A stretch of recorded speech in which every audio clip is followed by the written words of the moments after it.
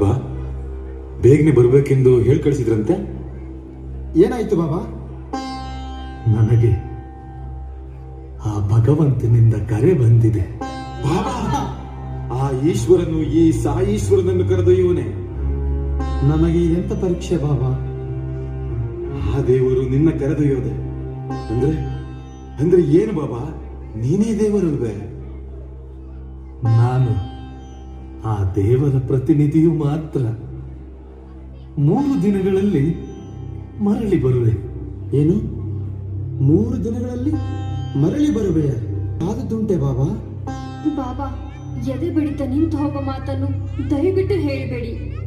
ಪ್ರತಿ ಸಲವೂ ಯಾವುದೋ ಸಂಕೇತವನ್ನು ಹೇಳುವ ನೀವು ಈಗ 3 ದಿನಗಳ ಕಾಲ ಇಹಲೋಕ ಬಿಟ್ಟು ಪರಲೋಕಕ್ಕೆ ಹೋಗಿ ಬರುವೆನು ಎನ್ನುತ್ತಿರುವಿರಿ. ಇದು ಯಾವುದರ ಸಂಕೇತ ಎಂದು ಈ ಅಲ್ಪರು ತಿಳಿಯುವುದು ಹೇಗೆ ಬಾಬಾ? ಅಲ್ಲದೆ ಇದು ಸಾಧ್ಯವಾ? ತಾಯಿ, ನನ್ನ ಆತ್ಮ ದೇಹ ಬಿಟ್ಟು ತ್ಯಜಿಸಿದರು ನನ್ನ ಶರೀರ ಇಲ್ಲಿಯೇ ಇರುತ್ತದೆ.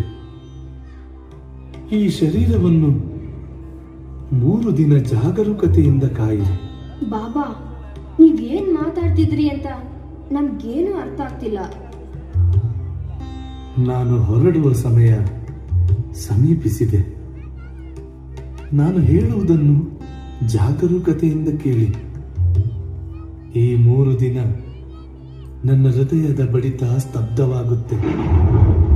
ನನ್ನ ನಾಡಿ ಮಿಡಿತ ನಿಂತು ಹೋಗುತ್ತೆ. ಉಸಿರಾಟನೂ ನಿಲ್ಲುತ್ತೆ. ಒಂದು ವೇಳೆ ನಾ ಹಿಂದಿರುಗಿ ಬರಲು ಆ ದೇವರು ಅನುಮತಿ ನೀಡದಿದ್ದಲ್ಲಿ ಬಾಬಾ ಬಾಬಾ ಅಂತ ಮಾತುಗಳನ್ನ ಆಡಬೇಡಿ ಬಾಬಾ. ನೀವು ಇಲ್ಲದಿದ್ದರೆ ನಾವು ಅನಾಥರು. ಅನಾಥರು. ಬಾಬಾ, ನಿನ್ನ ಮಾರ್ಗವೇ ನಮ್ಮ ಮಾರ್ಗ.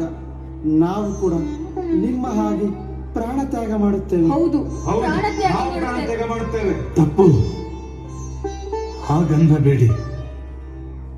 ಪ್ರತಿಯೊಬ್ಬರ ಋಣ ಈ ಭೂಮಿಯಲ್ಲಿ ಎಷ್ಟು ದಿನವೆಂದು ಆ ಭಗವಂತನೇ ಬರೆದು ಕಳಿಸು. ಎಷ್ಟು ಶ್ವಾಸಗಳ ಎಳೆದುಕೊಳ್ಳಬೇಕೆಂಬುದನ್ನು ಆ ಭಗವಂತನೇ ನಿರ್ಧರಿಸುವ. ನೋಡಿ, ಒಂದು ವೇಳೆ ನಾನು ಬಾರದಿದ್ದಲ್ಲಿ